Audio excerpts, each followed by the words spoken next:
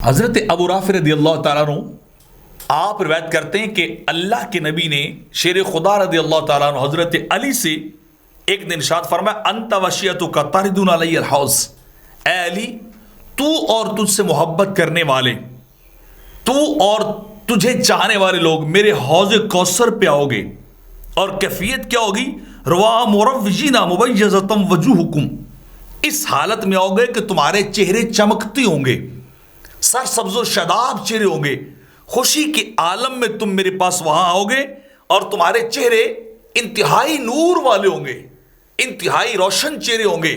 اور پھر فرمایا ان عدوک یردون علی زمع مقبہین، اور جو علی تیرے دشمن ہیں وہ جب میرے پاس آئیں گے حوض کوثر پہ تو وہ پیاسے بھی ہوں گے اور ان کے چہرے وہ نور سے خالی ہوں گے، اندھیروں والے ان کے چہرے ہوں گے وہ نور سے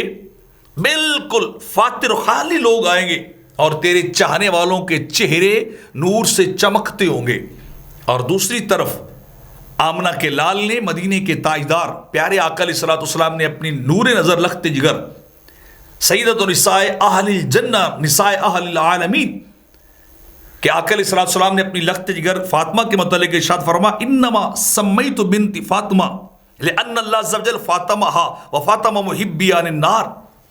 کیا فرماتے میں نے اپنی بیٹی کا نام فاطمہ رکھا ہے اس لیے کہ اللہ نے اسے